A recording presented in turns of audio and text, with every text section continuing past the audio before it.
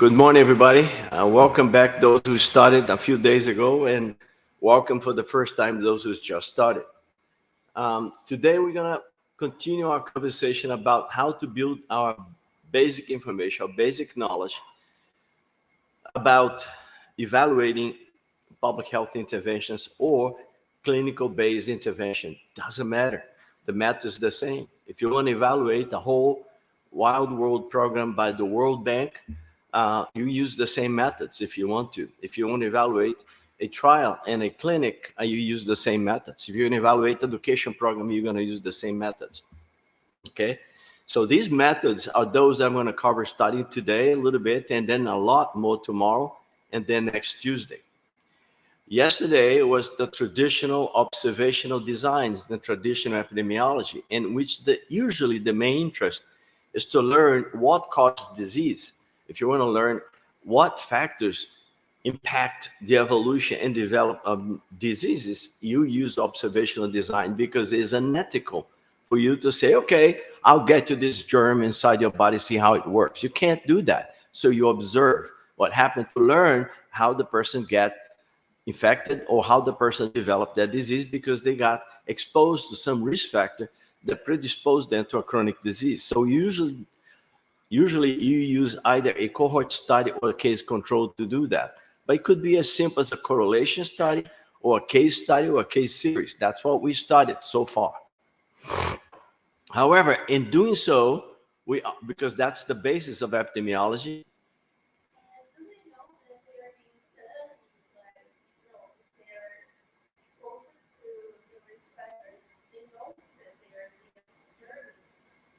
The patient, the person, they may not know. That's why you design a study. You sample them, you bring them. Okay. Now, if you do a cohort, I taught you yesterday, if you were here or if you're out there, then in a cohort design, you start from the exposure. If it's a small cohort, you actually start with exposed people. They know they're smokers. If you smoke, you know you're a smoker, right? But sometimes you're dealing with another factor that the person is unaware, but you involve them in a cohort that you are aware. For instance, Dr. Ramos collect sample from a large population in Villa Clementino and follow them up over 10, 15 years. Well, in that situation, he has a lot of information, baseline information, and the very first year you engage them, say, hey, you want to be part of my study? What is this study all about? It's about aging. It's about aging with health. It's about your functional mobility. So that's all they need to know. They approve. It's ethically sound. You bring them in. So if we're talking about a risk factor like tobacco, they know they smoke. But if you're talking about something else that only the testing I'm giving to them will identify, they don't know. It could be a chemical change in their body. Okay? It could be something in their blood. It could be, let's say, Dr. Aroma is interested in triglycerides in the blood of these people, and say those who have this high level of triglyceride, I'm going to call them exposed to triglyceride. And those who don't have that, I'm going to call them unexposed. And I'm interested in see if triglyceride is actually causally related to diabetes. And I know for sure when I select my samples, I select lots of people from the Clementino village, but I don't tell them you're going to be in the study of triglyceride. You're going to be in a study of aging, so a lot of the risk factors they know, some others they don't. But as a scientist, I have my a priori hypothesis to test. And then I know what the factors I'm interested in collecting information on. You with me? Okay, so the question, I should have repeated the question, but I thought that my answer should have understood. She was asking whether the patients or the people I'm involved in the study know what the risk factor they carry or they have it. And I said, sometimes they do, like a smoking or something. Sometimes they don't.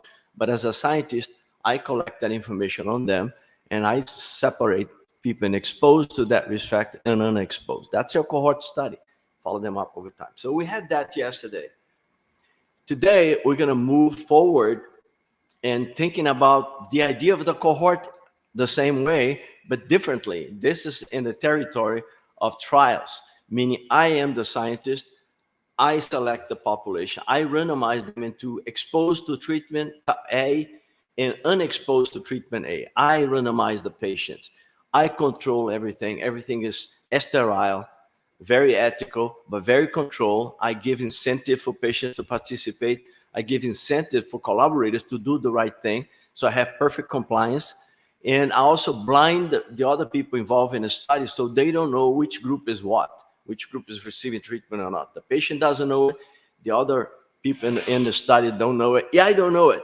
I got a statistician to work on this in such a way that we don't know it.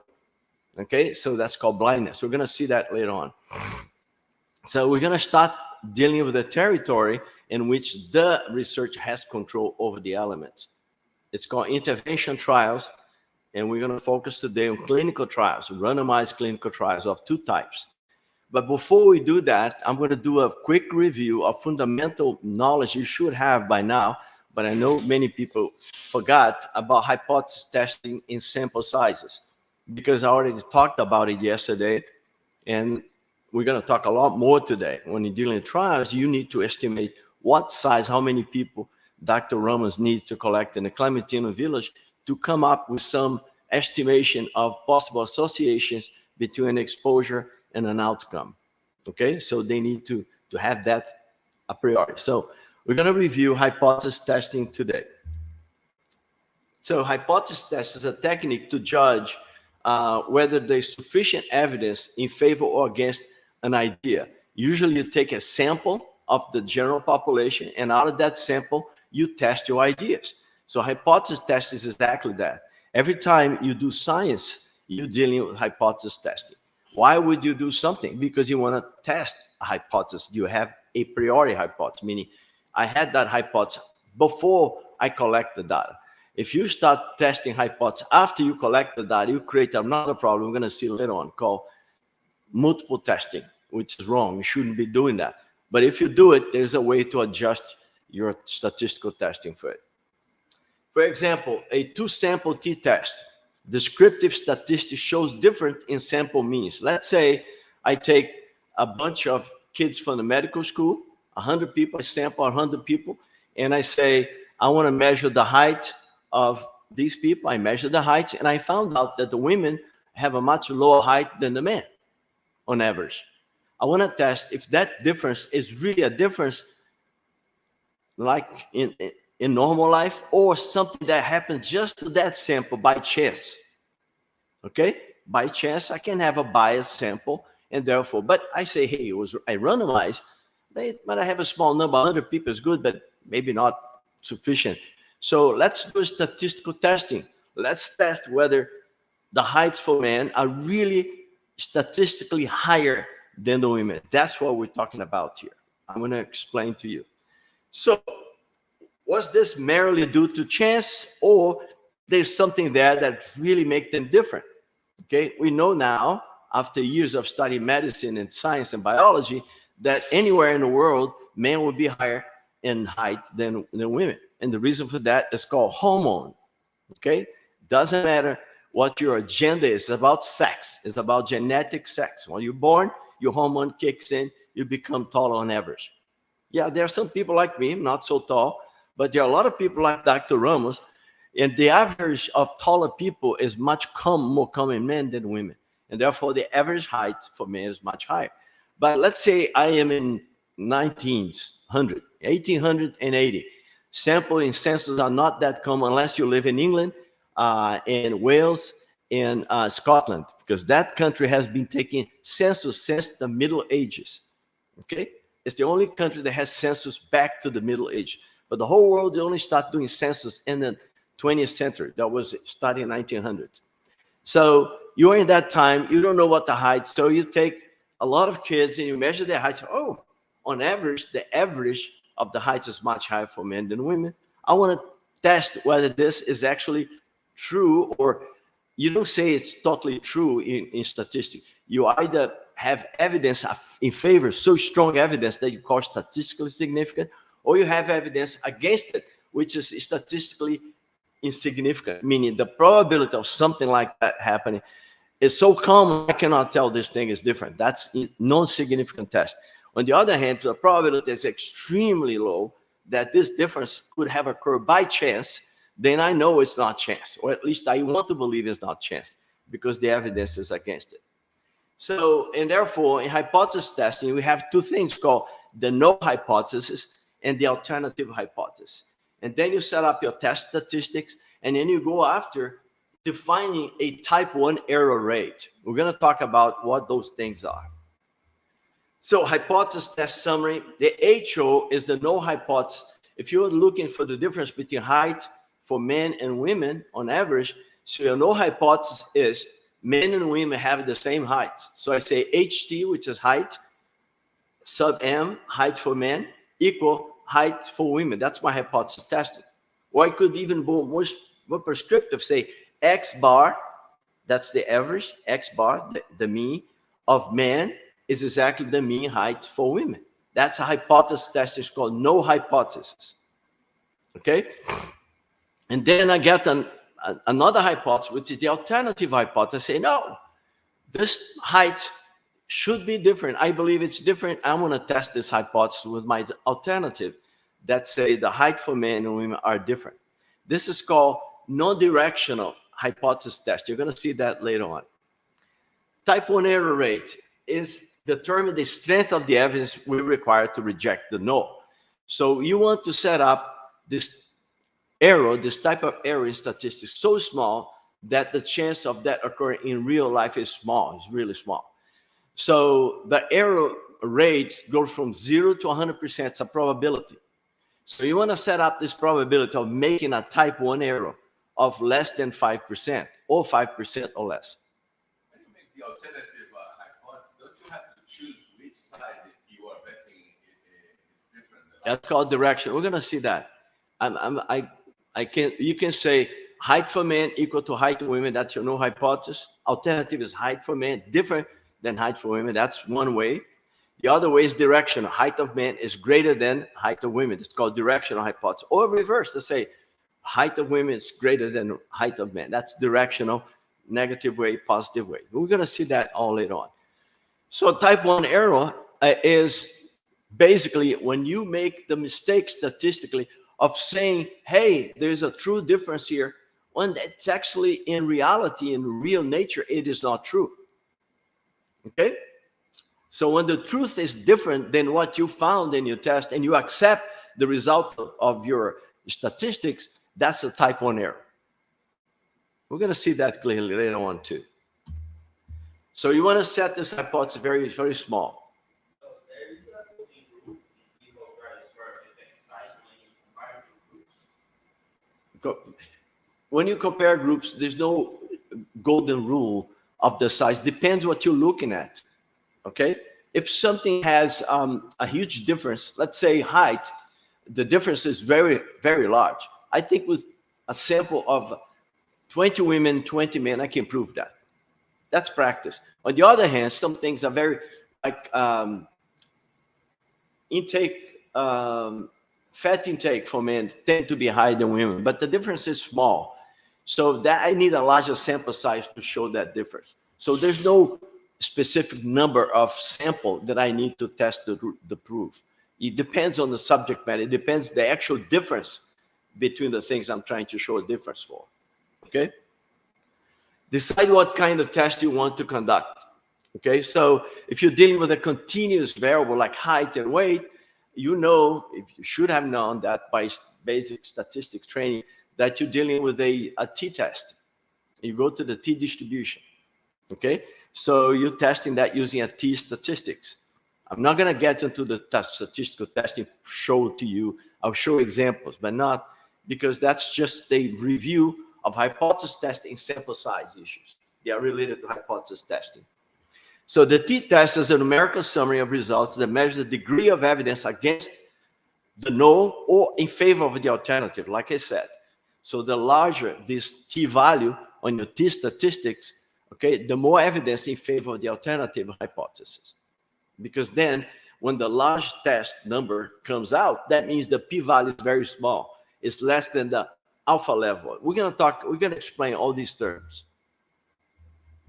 Let's go back to the type 1 error. So The type 1 error rate is called alpha. Okay? You set that to be alpha. It's a standard terminology used. Okay? There's something else called beta. We're going to see that later on. It's about power of the statistical testing. But this is alpha. And 1 minus alpha is the other part of the probability. Okay? So if your t-test gives a value, you go to the t statistical distribution table, and the alpha level, your p-value, probability value, is 0.05 or less, then you have evidence that this thing could not have arisen by chance alone, that difference that you see between heights. So it lands in favor of the alternative hypothesis, that difference actually exists in nature. It's not due by chance. But if the p-value is greater than 0.05, let's say 0.07, 0.08, 0.15, 0.25, 0.50, that means you have no evidence that this height difference actually exists. It's just a random chance that you get that. By a random chance, you get the difference. But if you take multiple samples of the same size, the other samples are not going to show that difference. It's going to show they're about the same. Okay? So decide what kind of test you want to do. For instance, a t-test is a possibility. So if you do your t-test, you know that the t is a random variable itself. The raw measures we gather is coming from a random sample. Summary statistics of the data are presented, like the sample mean, the standard deviation. And the t-test is nothing more than your average, your mean, minus your expected mean, that's the mu sub 0, the expected mean based on the null hypothesis, okay? Based on the null hypothesis. And then you divide that by the standard deviation of the difference between the x bar and the mu. I'm not going to review test statistic for you. It's just to review hypothesis testing idea. But I'm trying to explain a little bit more so you begin to understand how these things operate. So the x bar is presented, the formula on the top, the summation across all x's, okay, divided by n. That's your x bar. There's something missing here on the formula. Sorry for that. I'll fix that before I give it to you. And then you got the standard deviation of x bar, which is the formula here, is the variation of each individual value to the average, okay? Square, that's your variance, and the square root of that, and you have an adjustment for sample size, which is 1 over n minus 1. So it's usually x1 minus x bar square root of the whole quantity summation divided by n minus 1, okay? So hypothesis test summary, since the t-test is a random number, the values you obtain are described by a probability distribution. We need to know the probability distribution the test has. If HO is true, that's what you do in your statistical test. If HO is true, your mu should have been a different mu than the one you have, okay? So this distribution tells us what values of the test statistic we would expect to see versus your alternative hypothesis. Those would be unusual in this case. So unusual observed value test statistics take as evidence against the null hypothesis in favor of the alternative hypothesis. This unusual value can be high or low depending on the type of test sidedness. That was the question for Dr. Ramos. So if you say is higher than, I'm saying one-sided upper tail test. So you go to the table and you look at one side of the table, half of the table to that sidedness.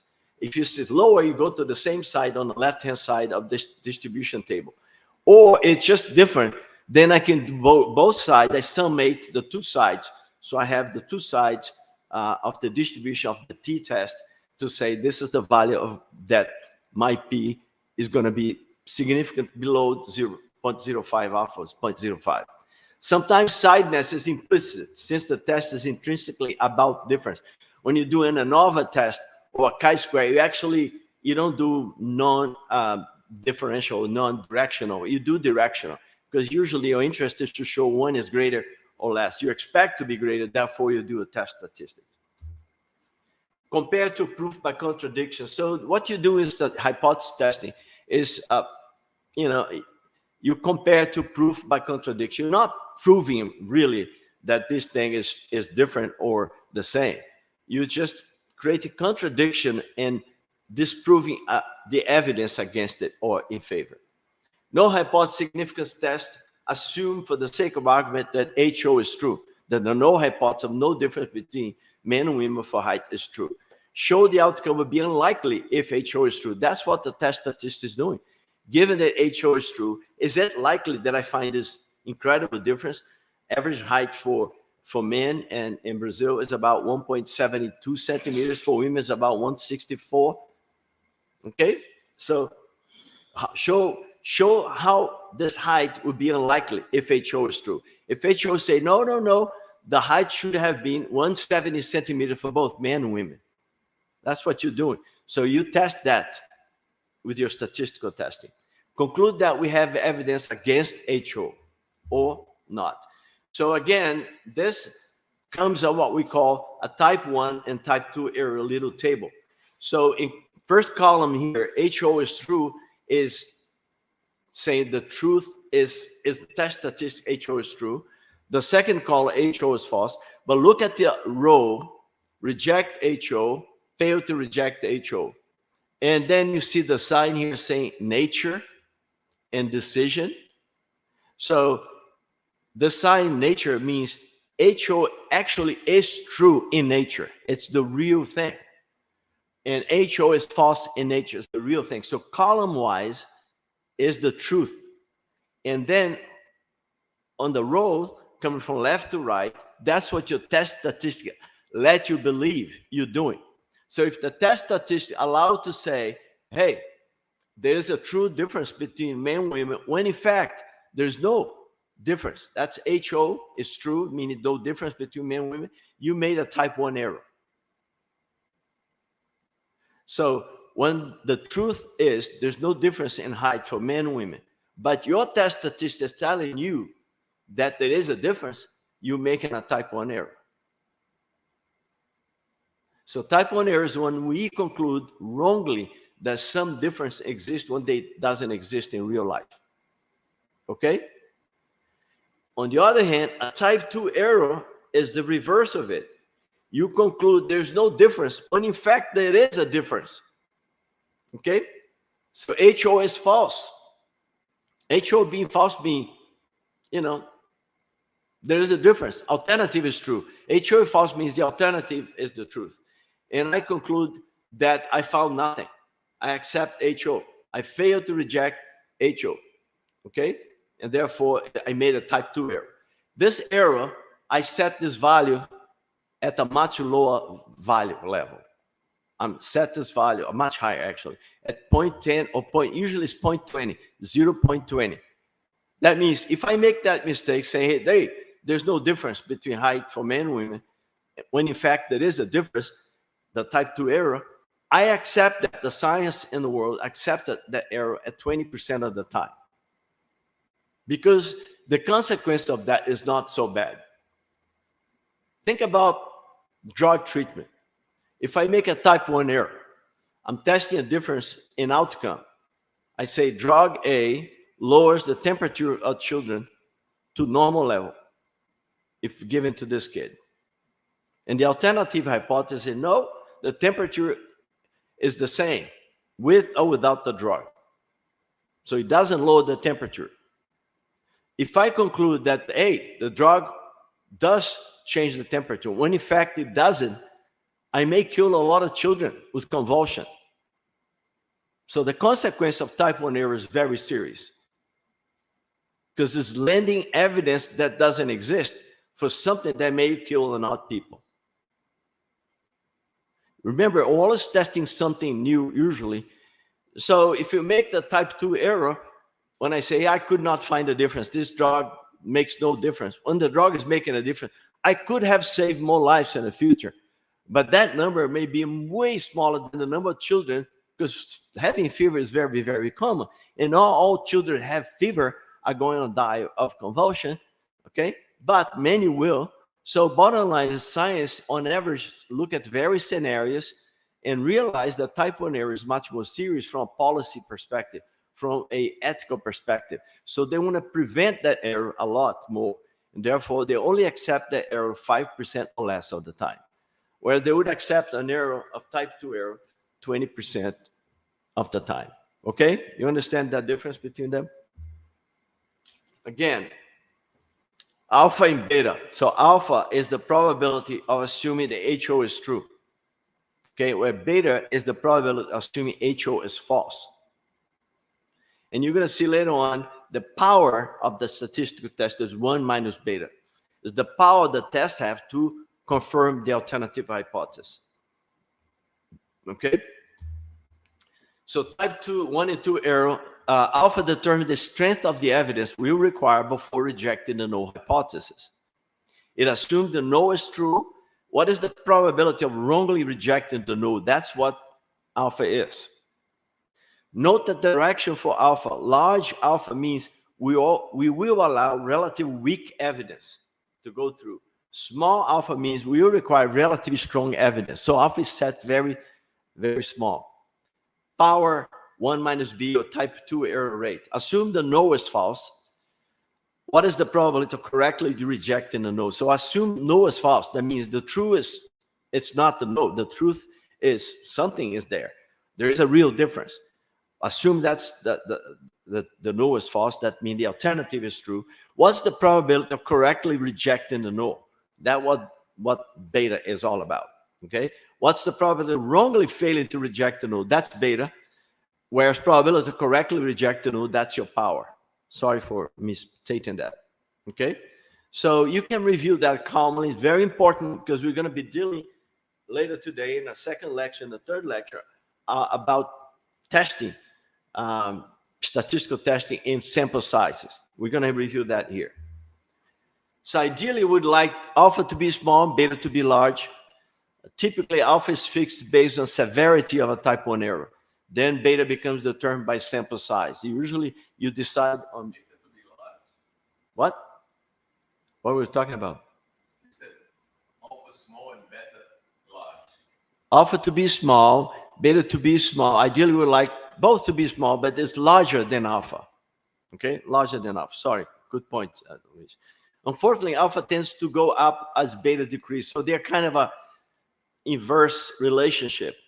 Okay, so if you try to reduce beta too much, you're going to find alpha is going to go up a little bit, your chance of making type 1 error. You don't want to make type 1 error, so you need to set your alpha at 0.05 or less. Typical alpha is fixed based on severity of type 1 error, as you know it.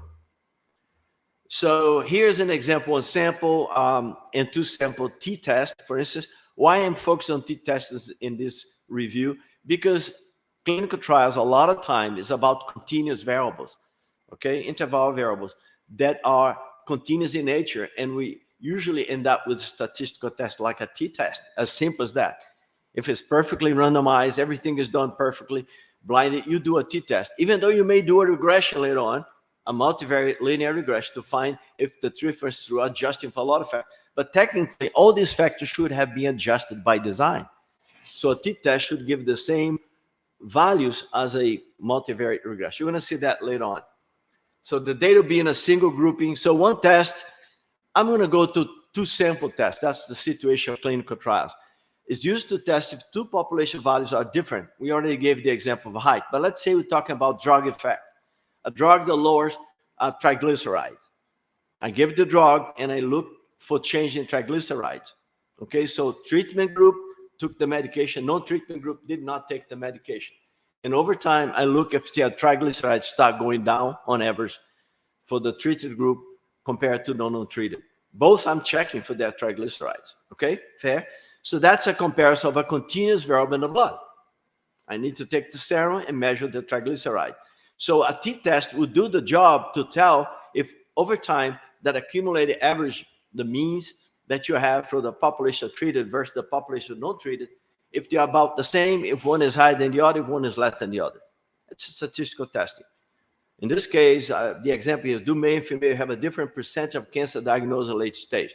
That's a proportion as opposed to a t-test. I'll probably do a z-test for proportion on that, or a chi-square. Sideness, I already mentioned that, but so when you're looking for greater, or I say no hypothesis, instead of saying non-directional, I say directional. That means sideness. So sidedness matters because when I look at the statistical t-distribution table, if it's one-sided or two-sided, it makes a difference what your p-value is. Review this. We have to finish this thing in an hour because I have 2 more important lectures to give, and the time is very restricted. 2 hypothesis testing, 2 ways of going about hypothesis testing: rejection region and p-value. I'm going to skip rejection region. Please study it, read it. It's equivalent. Okay? We're going to go to p-value. So in a hypothesis testing using a p-value, you determine your HO and your HA hypothesis, alternative, no and alternative hypothesis. Like my no hypothesis is men and women have the same height. And the alternative hypothesis, no, men and women do not have the same height. Or better, I'll do a sideness, I'll say a directional hypothesis test, say women have a lower height than men, or men have a higher height than women.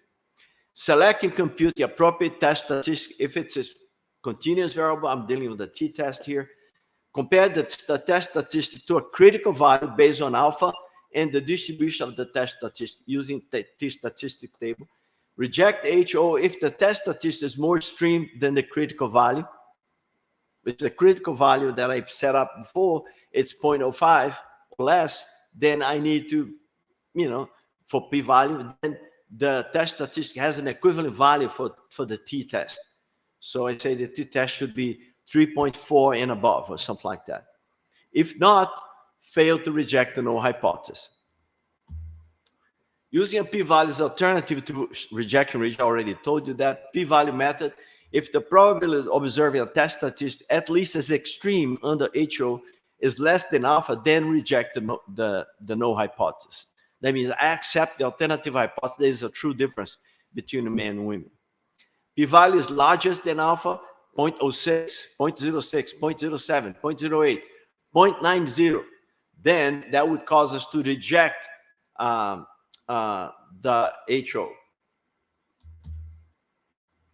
Meaning, cause us to fail to reject the HO. The 10 HO-HA hypothesis, I already done that. I'm going backward. Yeah. Okay. Well, I think I repeated that slide by mistake. That's why I was not going backward. So note the p-value is not the probability of HO. It is computed under the assumption that HO is true. It's the probability of finding a difference as large as that one if HO is true. That's what the alpha is, or p-value is. Alpha is the value that I set for the rejecting, for finding the t that will reject that region. That's a rejection region. Assume HO is true. How unusual were the experimental results? Difference between rejection region and p-value method. Often using p-value is easier method since a lot of software will output the p-value and all the statistical tests automatically to you. You don't need to go to the table and check. Okay, where the rejection region, you need to look at the table because you want a specific value for t. That means that value is equivalent to a p-value of 0.04 or 0.0315. Okay, so that's the difference between that. So usually people go for the p-value method. Assumption, statistical tests often make assumption. The assumption is about the distribution, the statistical distribution that I remind you yesterday of 3 critical ones. But here I'm talking about t as a separate distribution, very common and continuous variable type of situation. If these assumptions don't hold, then the result of the test can be invalid. Okay, we'll discuss the assumption behind test some. Assumption for a z-test, which is very similar to a t-test. You have a hypothesis, you assume that this distribution of this variable, this random variable, that's going to be reflected by your standardized z-score, okay? It follows a normal distribution. The sample makes sure that each observation is independent from the other, and they have a kind of a homoscedasticity. The variance is not changing too much. You remember that from basic statistics class. I'm going to skip that because it's basic statistics class. Now, hypothesis test, alpha 1 minus beta is sample size. That's what I was trying to get. So I gave you a review. Let's go to it. In study where the plan is to perform statistical tests like clinical trials sometimes are. You set up your HO, okay, say mean equals to the mean of the null hypothesis. So mu sub 0 means the mean based on a null hypothesis, okay? And your alternative, I call H1 or HA, is that my mu that I find in my statistical analysis is different than the mu expected by the null hypothesis, if a continuous variable. If mu is the no mean, like a historical control, mu sub 0, the mu for then the formula for determining sample size is very simple. You set up your Z, 1 minus alpha. Remember, if its alpha is 0.05, that's the Z for 1.96 for 95%. Okay, 95% is 1.96. The Z score is going to be a 1.96. So I take that Z, and then I take the Z for 1 minus beta, which is going to be like 1.6 or something. Okay, and I divide that by the expected effect. Let me see what the ES stands for. Should the test specify power is alpha Z terminology I'm using here. Typical alpha is 0.05, 1 minus alpha is 0.05, and Z is 1.96. One is a selected power. Okay. This is more illustrational for you because usually in the clinical trial, you're not doing one test, one population test. This is if you only have one distribution. But I'm dealing mostly with 2 distributions, so it's going to be a little different. Sample size. This is a bad example. It's a continuation. But here, actually, yeah, no. It is the formula for in general. That's the expected effect. I was right. Yes. Okay. So it's not another terminology. So let's go to the example. We can see that an investigator hypothesized that people free of diabetes, fasting blood glucose is higher than those who drink at least 2 cups of coffee per day. Just saying that people who drink coffee have a higher glucose level. A cross-sectional study is planned. That means a sample survey. That's not a clinical trial. So I was right. It's really a one sample test. But there are 2 variables. One variable with difference between expectation. Okay, that's not the ideal scenario, but let's go for it. So the mean fasting blood glucose reported was 95 with a standard deviation of 9.8. If the mean glucose level in people who drink at least 2 cups is 100, this would be important clinically. So that's the expected difference I'm looking at. Okay, the mean fasting blood glucose level in people free of diabetes is usually 95. I'm saying the people take 2 cups of coffee a day, I hypothesize would be 100 milligrams per deciliter or more. Okay, how many patients should be enrolled in the study to ensure that the power of the test is 80% to detect this difference that I'm expecting? So the ES is the expected effect, is the difference between 100 and 95. Okay, and I want a 2-sided test. We use the 5% significant level. So I set up my formula for the expected effect. Remember, 100 minus 95 divided by the variance that you find from your sample, which is 9.8. Okay, so that's going to give you 0.51. So that's your expected effect before you even start the testing. If you have that expected value for the test and you know the Z's on the top, you have everything to calculate your sample size. So you need at least 30 people in the sample to demonstrate that drinking coffee twice a day increase your glucose level to 100 or more. So you need 30 people. To your question early on. So there's no golden standard. You have to be the context. You have to see what's the difference you're looking for.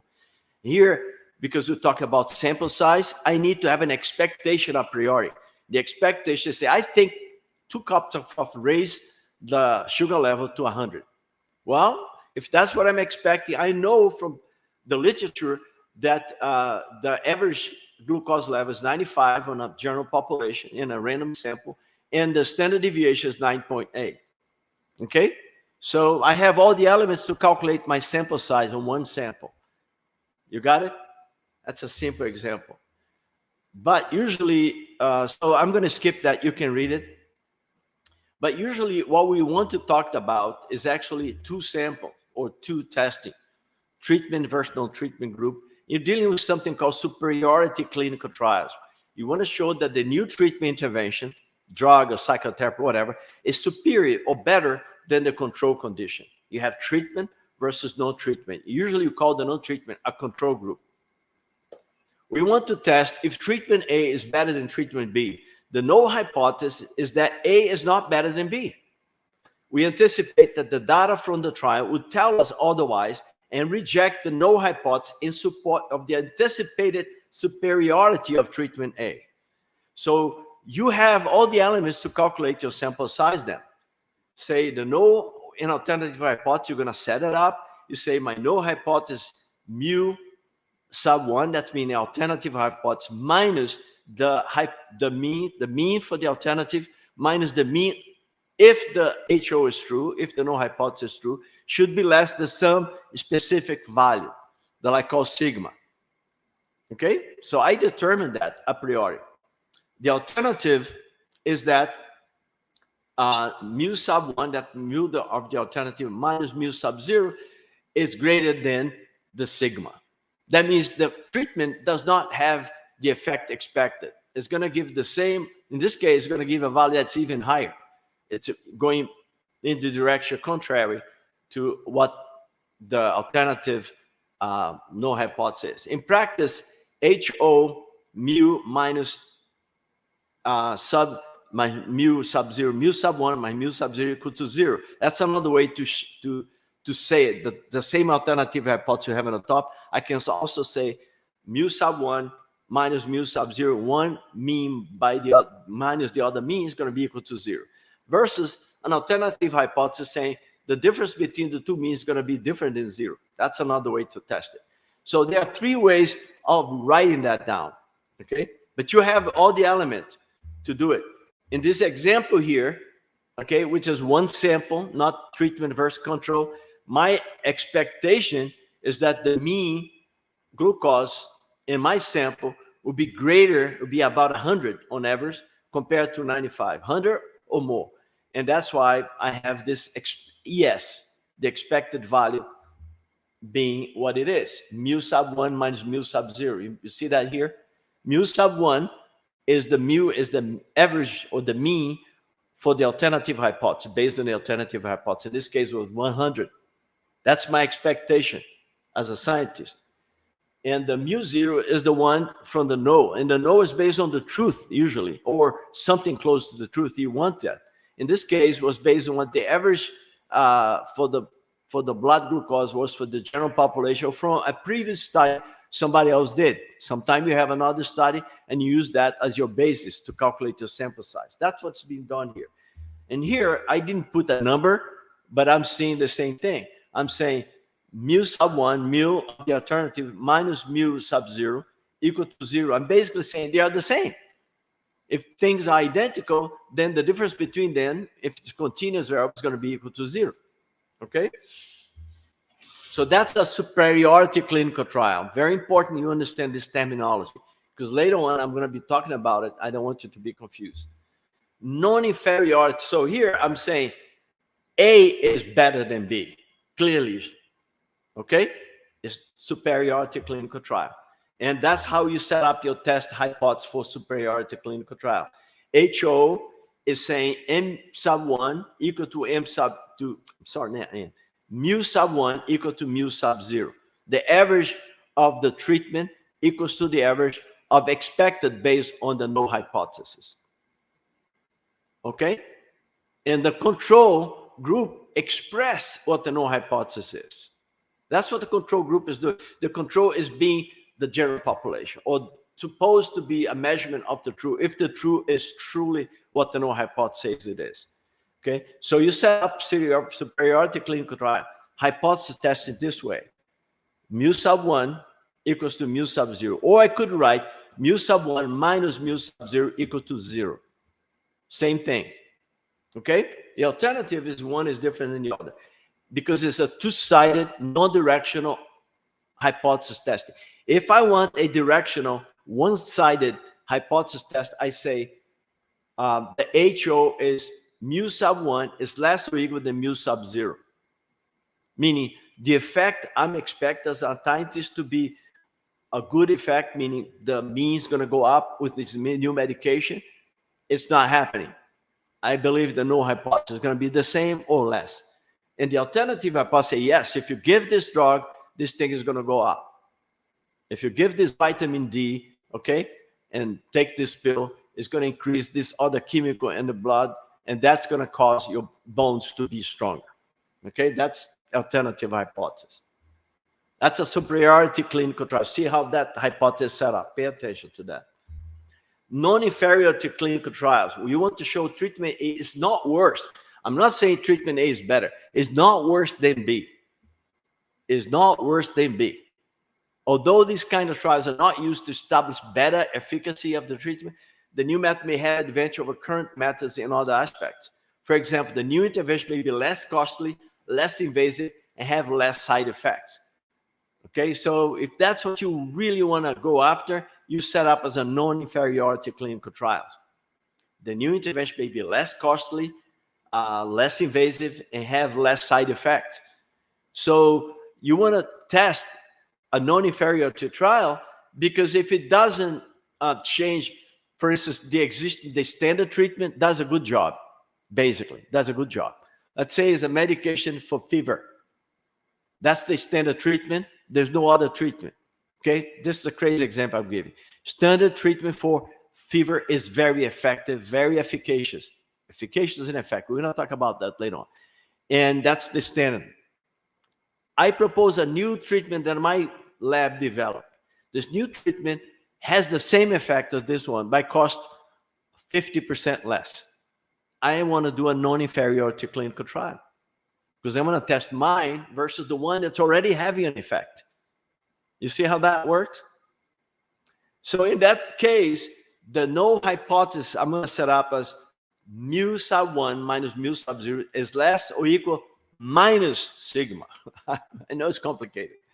And mu sub, in the alternative hypothesis, that mu sub 1 minus mu sub 0, meaning the mean for the alternative minus the mean of the based on the null hypothesis is greater than minus sigma.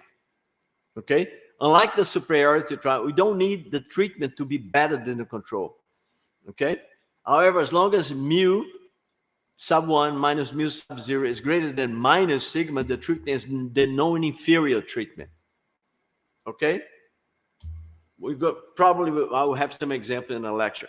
There's something else called equivalence clinical trials. So the difference between these trials, how you set up your null hypothesis, what you expect. Equivalence does not mean equal or same as in practice. Does not mean equal or same as in practice. When we say the treatment control equivalent, we mean they're similar. So they don't need to be exactly the same, but they be in the same ballparks, same kind of range, having in practice the same effect. By quantifying similarity using a tolerance range, meaning there's a range of values that I accept as being equivalent. So in English, the words are very carefully crafted in statistics. Equal or same means exactly the same thing, same value, same mu. Mu is the value of the average, the mean. Okay? Here's similar.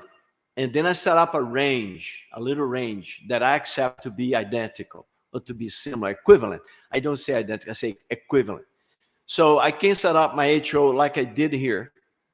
The absolute value of this whole quantity here is mu sub 1, mu of the alternative hypothesis minus the mu of the null hypothesis is greater or equal than sigma, where sigma greater or equal to 0 is also called margin of clinical significance. It usually is small, okay? So in this situation, which is not very common, you just want to prove that your medication or your treatment is not too different than the other one.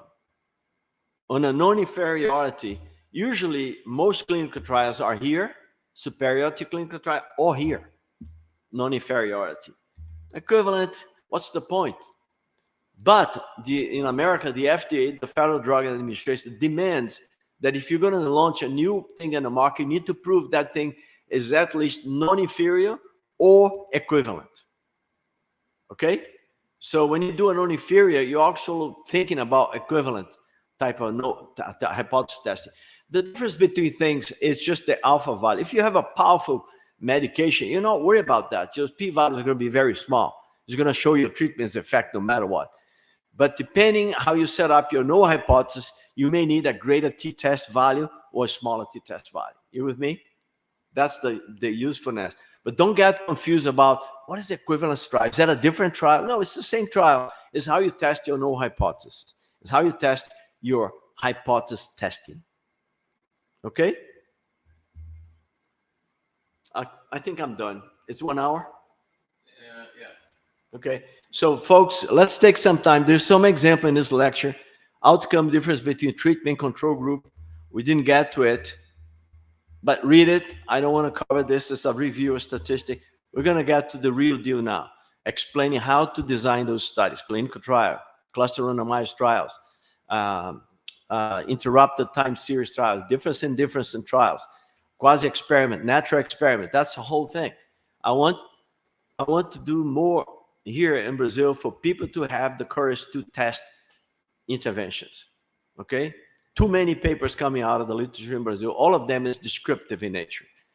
It's just describing things. It's samples, surveys, but not statistical tests. So 10 minutes, maximum 15.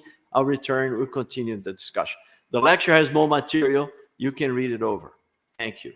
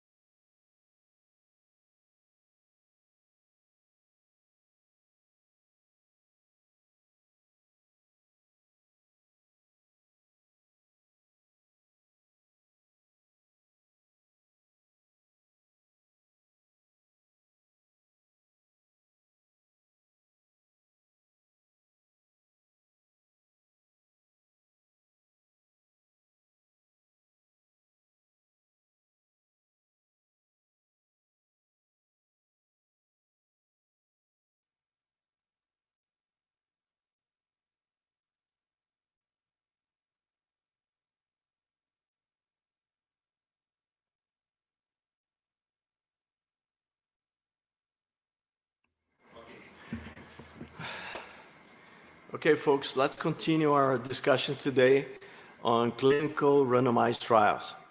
I did a review for you on basic statistic principles, very important for you to understand some key terminology in clinical trials.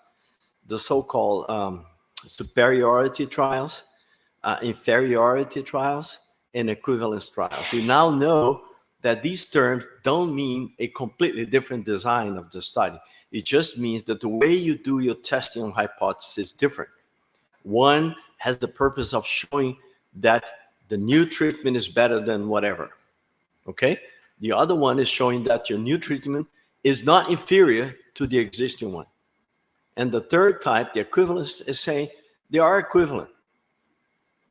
The difference really in practice is that a superiority trial, you need a larger test statistic value to demonstrate that you can negate, you can decline the null hypothesis.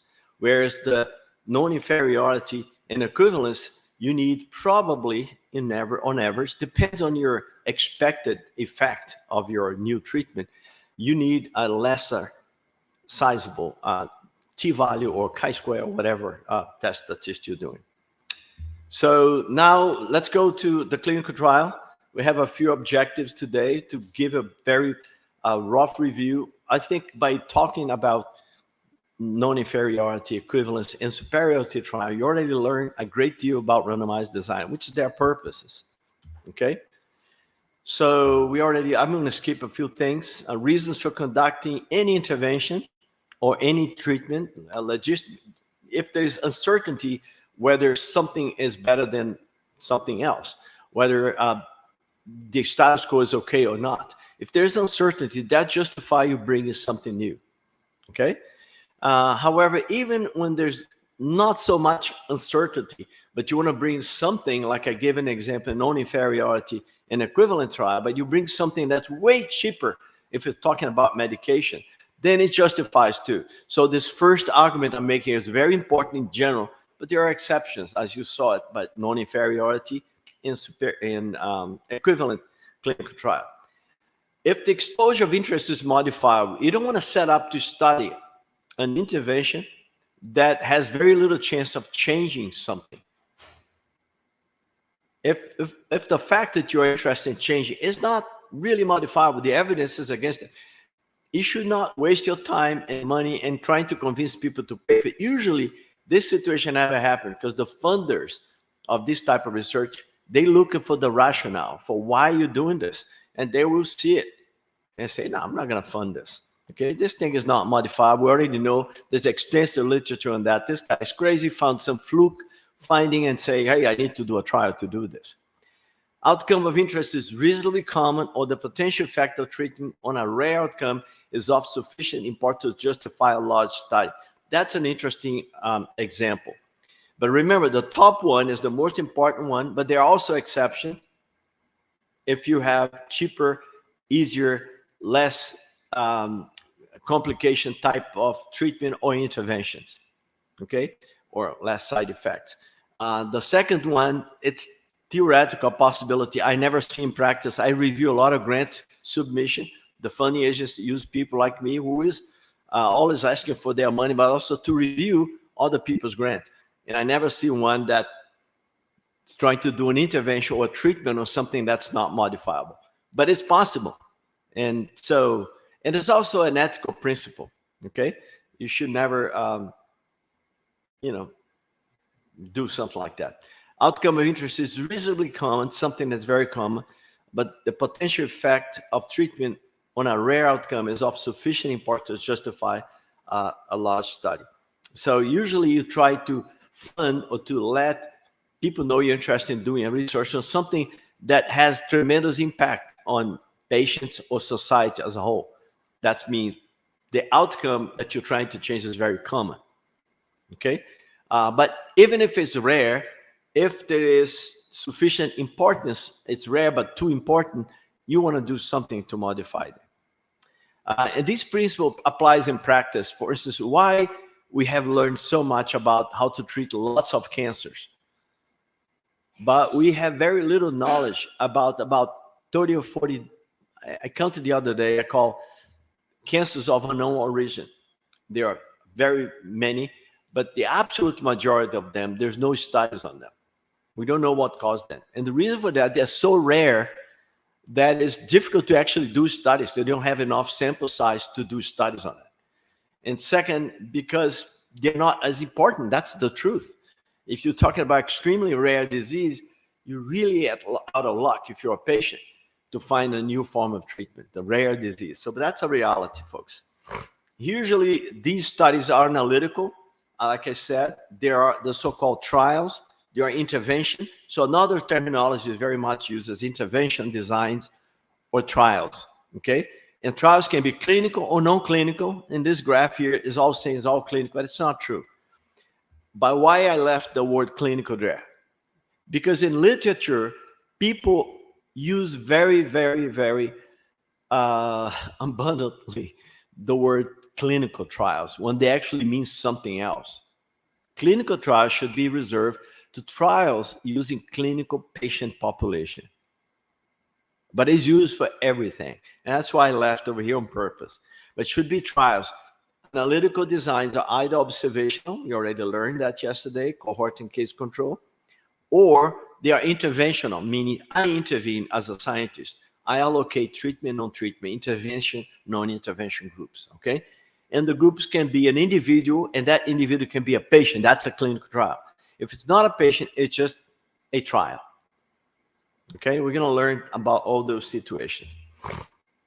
The experimental design is the paradigm of research trial. That's a golden standard. So if there's a standard in terms of designs, that's the experimental design.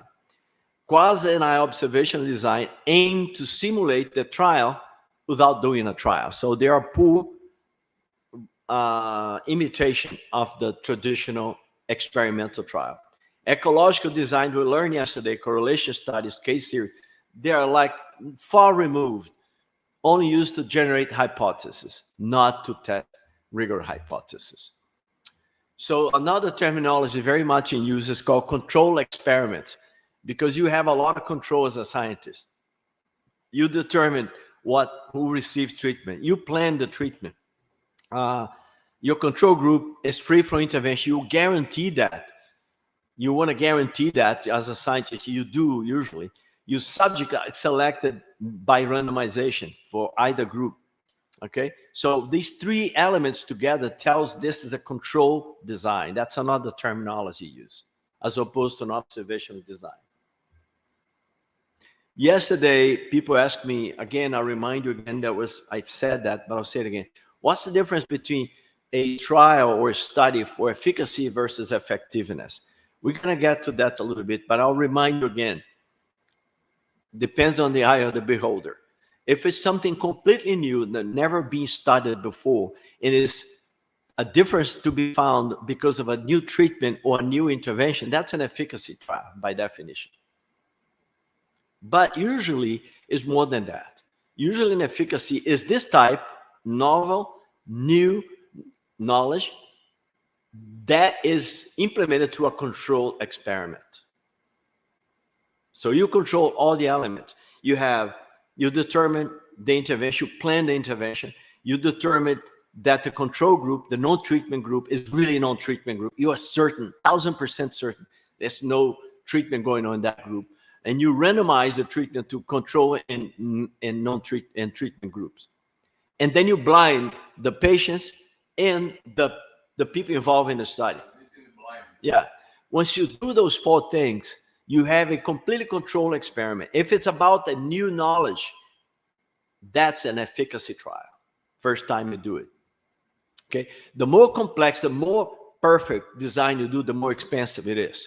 You have to control a lot of elements. So usually efficacy trials tend to be small, and you're going to learn that there are phases of the traditional individual patient-based clinical trial. Phase 1, phase 2, phase 3, phase 4. You're going to see that efficacy is reserved to those initial powerful trials to determine the efficacy of a drug. Okay? So it's new. Once the drug goes in the market, you're talking about effectiveness. In efficacy trials, you plan the intervention, you scientists.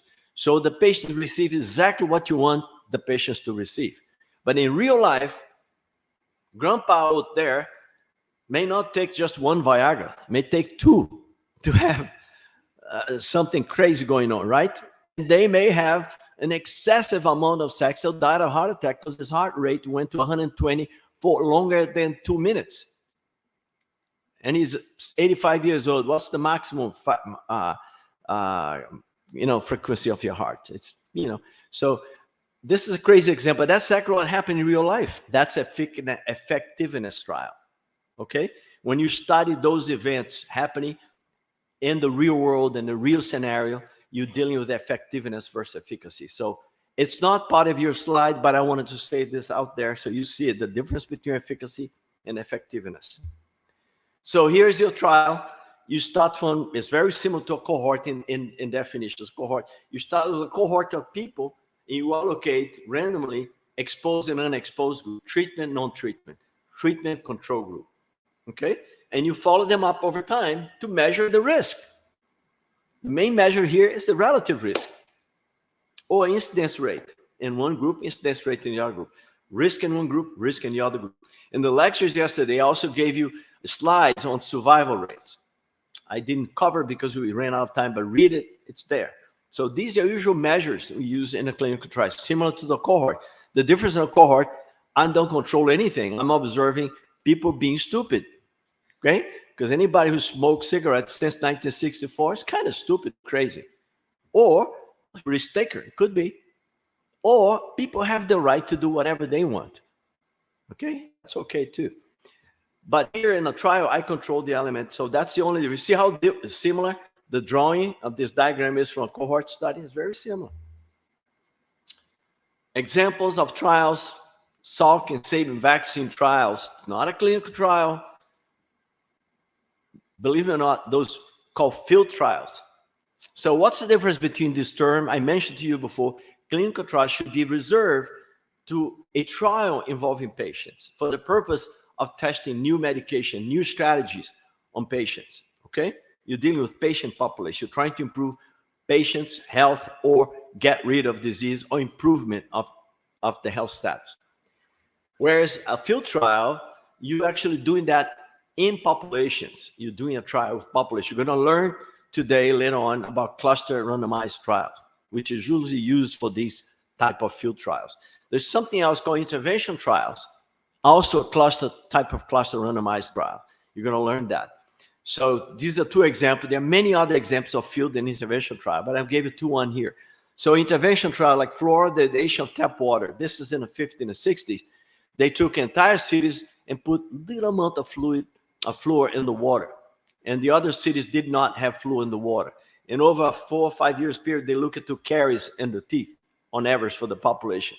And the prevalence of caries went up a lot for the people who didn't have fluor. Those who had fluor had the same or less prevalence of caries. That's a intervention trial. You intervene in a population as a whole and use city as the unit of your sample and unit of analysis.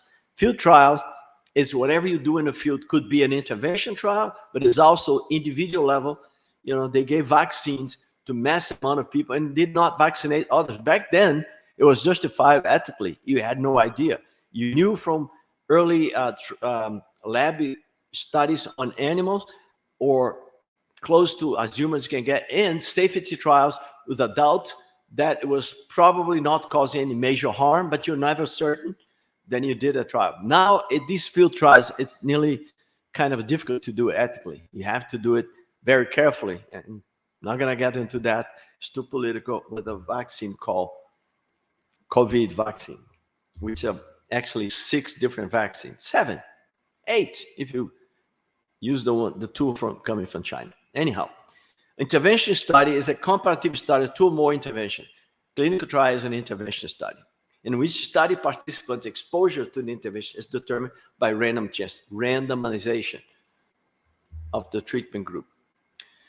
For intervention study, one intervention will be some form of new treatment, the other will be current standard treatment or placebo. Remember those terms, current standard treatment or placebo. If it's current standard treatment, usually you're trying to think about an inferiority, non-inferiority trial, or equivalent trial. If it's a placebo, it could be one of these two or a superiority. You also can do a superiority trial using the current and the standard. All of them, the two. Go ahead. I think it's important to mention that at this point, everybody has to be blind of what is happening. Not all clinical trial have to be blind. That's the ideal trial. Placebo people shouldn't know that they are taking placebo. Huh? Okay, that's the placebo type. But usually, when you have blindness, you have placebo. Usually, they are linked. You don't do one without the other. Yeah. Because if you're giving treatment, no treatment, and say you're not receiving treatment, how do I know? I need to give a placebo. Otherwise, the patient knows that he's not being treated. It's not going to be blind. If I want to do blindness for treatment, for chemo treatment, I got to have placebo. And the researchers should be blind to what is going on. Totally. That's double blinded. If it's single blinded, we're going to get to this later. Okay. So I will skip that because the focus is clinical trial, but I'll read a little bit about field trial. That's an interesting stop because we want to expand the idea here. Later on, you're going to see in quasi-experiment to study population-based interventions. Okay. So, but just a little bit. Probability of disease is small, large number of subjects are needed. So the difference between a clinical trial and a field or intervention trial using population, usually those types of studies are large, very large, because you need a lot of people. Because when you're talking about patient population, most people have the condition you're studying. There are too many people with the condition you study because they constantly, if you want to find people who have heart disease, and I say, I'm going to hospital, I'm going to find a lot of people with heart disease, right? But if you say, I want to go into the general population, find the people with heart disease, good luck. You're going to knock on every door, maybe 1,000 doors to find one heart disease in São Paulo. But in the hospital, if I go to a ward called cardiovascular ward, everybody will be a cardiac patient. So in practice, to do a field trial or intervention of population using population, you need larger swaths of the population, large number of people. So it's very expensive, okay? But you still have individuals randomly selected, okay, per group and non-group. The cost issue is the main issue here. Intervention is very similar, okay? But usually you reserve that to cluster randomized trials. Whereas a traditional clinical trial, you're dealing with patient population. You randomize individuals into each group. That's your clinical trial. Patients are study subject. Intervention is not a primary preventive measure because subject are already diseased, okay? Usually intervention is a form of treatment. That's the usual situation for clinical trials. Subjects are diagnosed with health outcomes of interest and selected to treatment options. And individuals are randomly selected to intervention groups or not. Groups may be comparable if selection to groups is unbiased through randomization matching. We're going to talk about that. And you look longitudinally to the outcomes to happen over time. So let's remind again, you're dealing with patients. Usually, subjects are diagnosed. You're trying to see if the medication changed that outcome, if that patient improves given a medication. You're not going to give a medication to somebody who is healthy. Okay? There are exceptions, like you're dealing a trial of vitamins to improve something you may. But usually you're dealing with patients, you're dealing with a new drug. So clinical trials are usually done 99% of the time to test if drug A is going to be better in improving disease Y. Okay, that's what your scenario is. That's what I'm talking about. Whereas intervention and field trials, you're talking about general population, you're talking about large-scale interventions, usually reserved for public health events. When I help the World Bank do evaluations of programs in Brazil, you're talking about intervention trials. You look for large-scale population-based interventions and say how this community improves given that intervention compared to the other. It could be a preventive issue, it could be a treatment issue, it could be a behavioral, it could be a societal, it could be a structural change, a policy change, a lot of stuff. So we're dealing with a completely different situation than this, which is patient population. Usually most cases involved in your study, most patients involved in your study have a disease. That's why they're patient. So the clinical trial have phases. An exploratory phase, it's really to answer the specific and usually narrow scientific question about toxicity and whether treatment may cause some other effect that unexpected. And you can do that through cell studies or animal studies. Animal studies or cell study doesn't matter. Treatment that look promising in a cell study are tested next. This is usually the natural sequence, but sometimes they go straight to animal study because they have enough knowledge at a cell level to know how the cell will react to that. But usually this is a more traditional sequence. You do cell study. These are often first tests done. Cancer cells grow in a lab dish or test tube, and you see how, you understand the dynamic of that cell, and then you do that treatment in an animal to see if there's any unexpected event happening out of that treatment, especially toxic event. You look for kidney function, you look for liver function, and you look for neurological function. All these three are the critical pieces, usually, and that's toxicity type study using animals. And you look at bioavailability and biodegradation of the drugs in your body and your metabolism rate. So that's what you usually measure in this type of study. That's exploratory, preclinical, or laboratory phase. Then you are really, most often, your real clinical trial start at phase 1.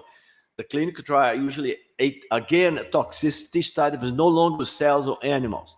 You're dealing now designed to evaluate biological activity or drug metabolism. You're going to do the same thing you did in the animal, but now your eyes still looking for toxic, but also look for life of the medication in your blood. For instance, I've been doing a lot of.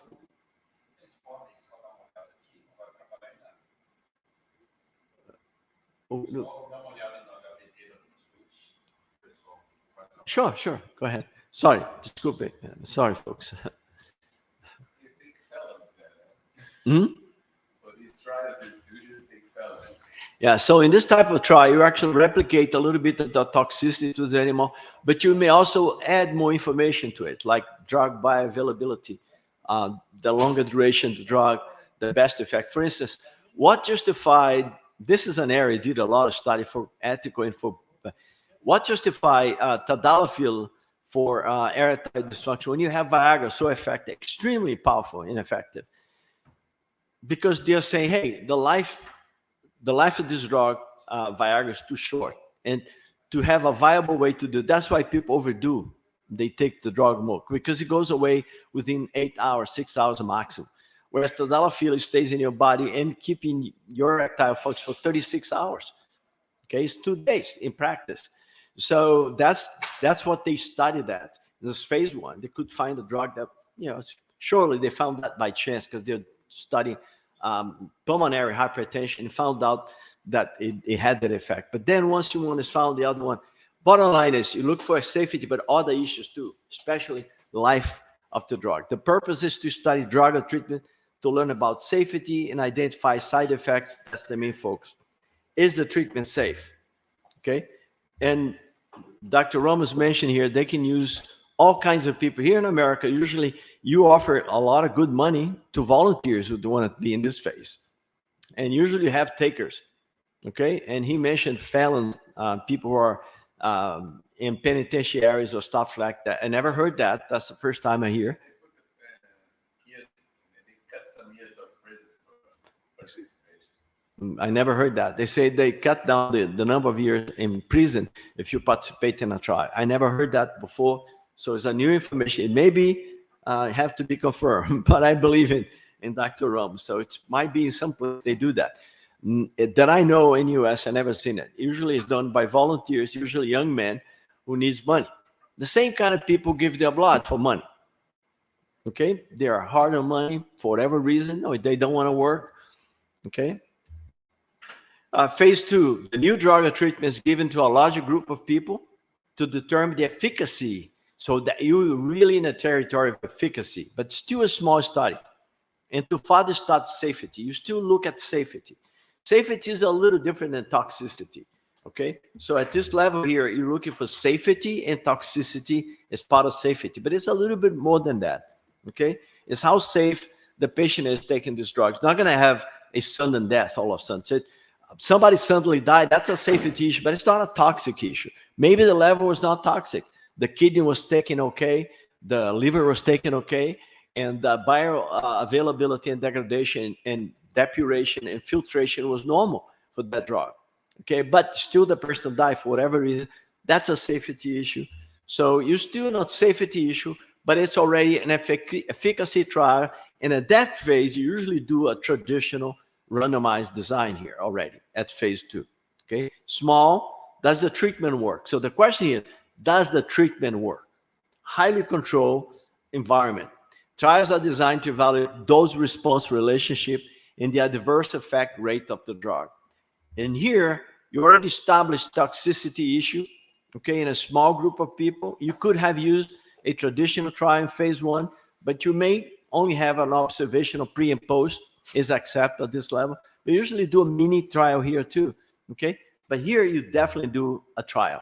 Does the treatment work? That's efficacy. Then you have clinical phase.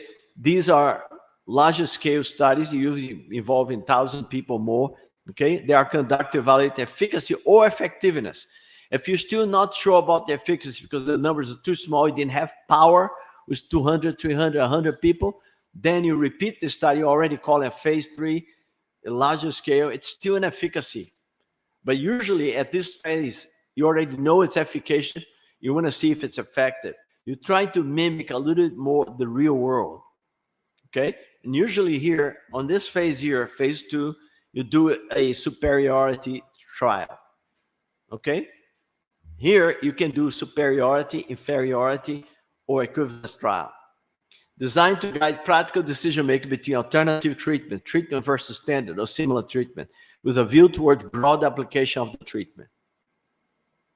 So at this phase, any one of those t-tests could work. Remember, the superiority trial, you try to say, my drug is better than this one.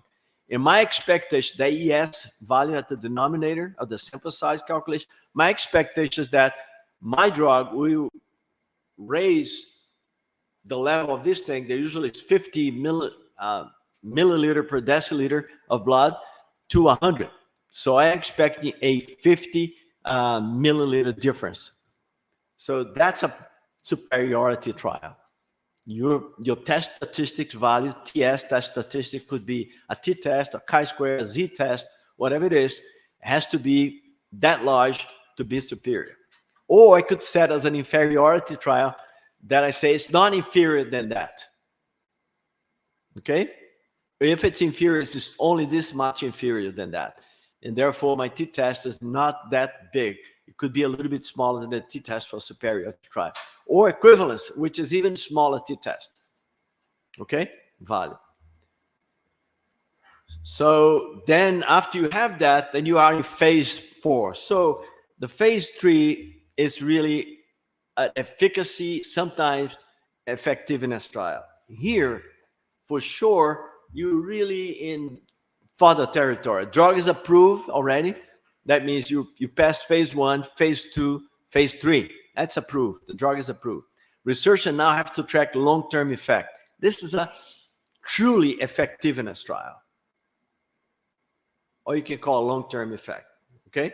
Seeking more information about drug or treatment benefit, optimal use, opportunity for implementation, dissemination research here. You could start thinking about dissemination research. We're going to talk about that in the last day of this training. I'm going to show designs for implementation dissemination trials.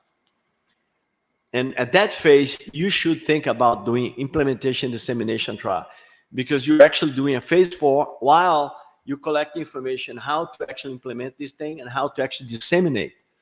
Many times, even today, 99% of the studies on efficacy or effectiveness, I learned this drug works, but I never learned from the papers that you read how optimal is the system to deliver that drug.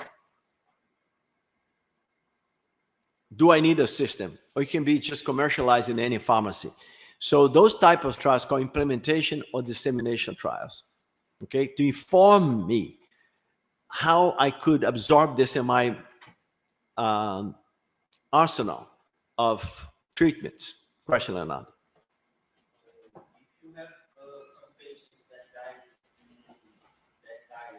in one of these phases, the trial can go on or stop?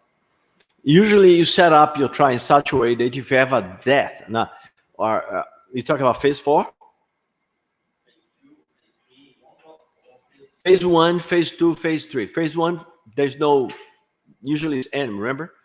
But phase 2, phase 3 is really human all the time. If there's a death, you're still testing safety at phase 2.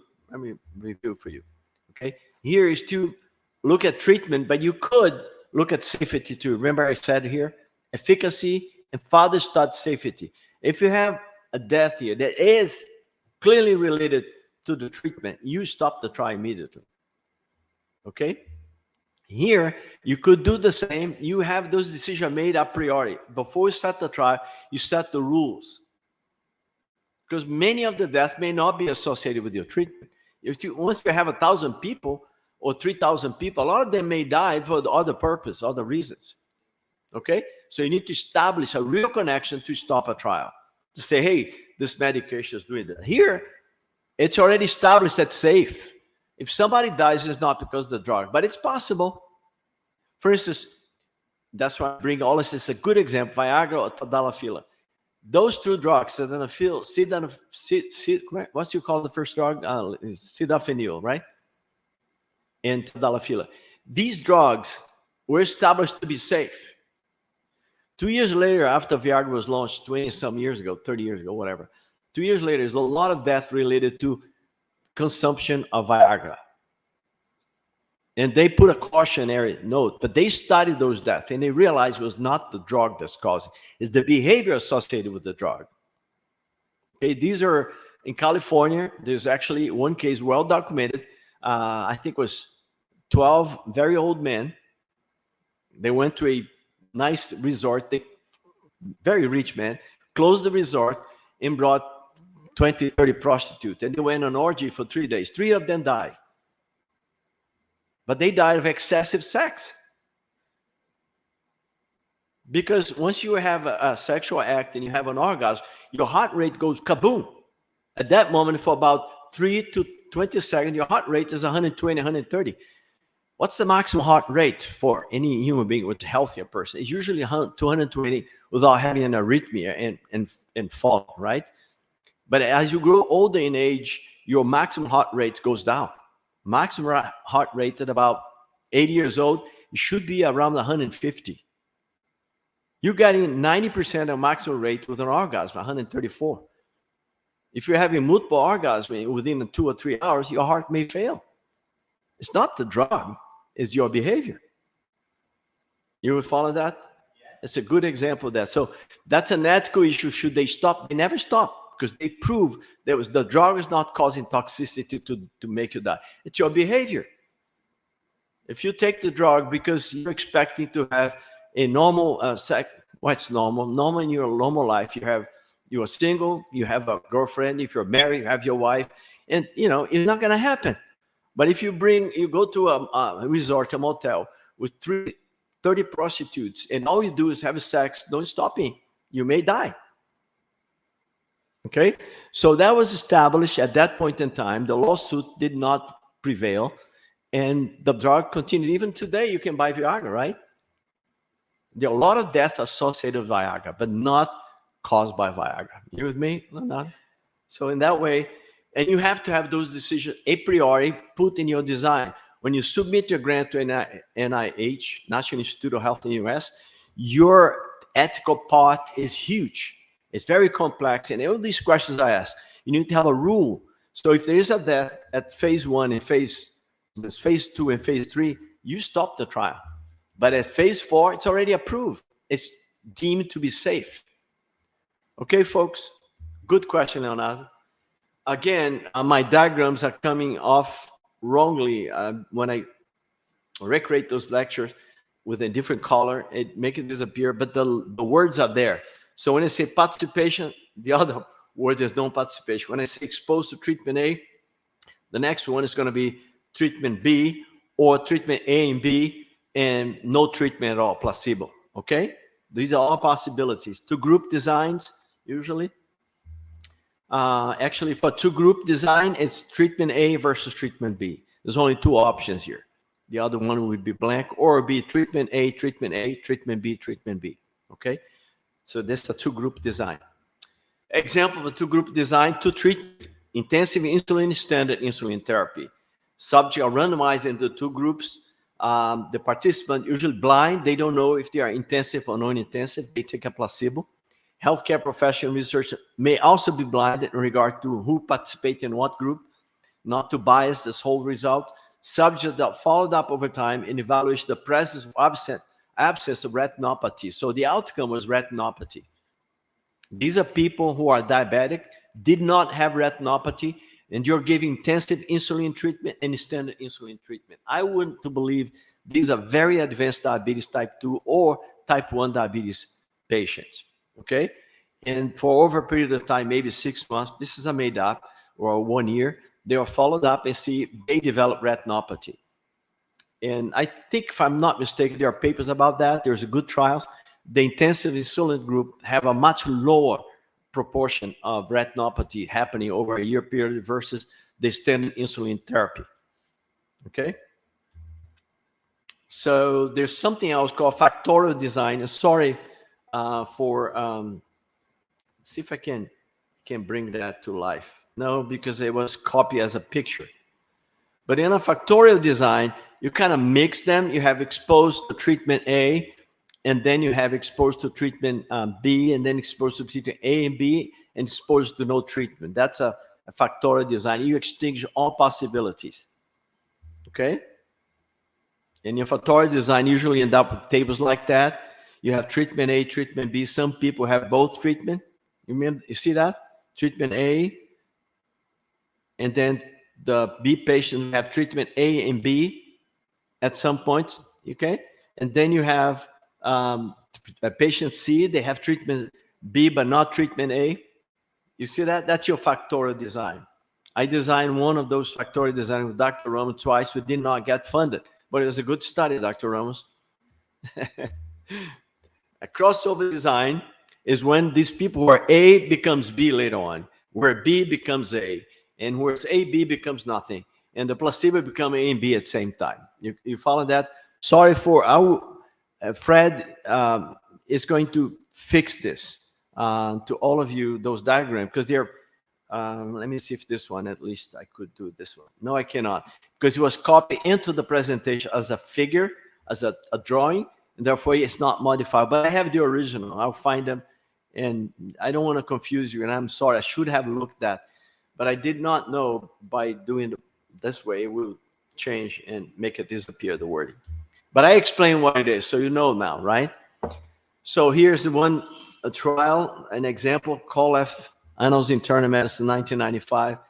This is when this lecture was created, actually. So don't get confused about the wording. Little CRR is the relative risk of the treatment versus no-treatment group. That's the crude, unadjusted to potential confounders. Whereas ARR is the treatment adjusted for potential confounders. Okay? We're going to get to that later on. So in this trial, we're looking to risk of vent circuit change for nosocomial pneumonia. So infection causing pneumonia in patients. Okay? So if I change the circuit vent, I intervene, it's called intervention, or no change, leave it as standard, the status quo, and compare the rates. Okay? So I found no difference. So this new intervention didn't make any difference because the confidence interval of the relative risk includes the null hypothesis. The null hypothesis here establishes null hypothesis relative risk equals to 1, meaning the risk in the treatment group is identical to the risk in non-treatment group. That's your null hypothesis. The alternative hypothesis is that the risk in the treatment group is smaller or lower than the risk in non-treatment group.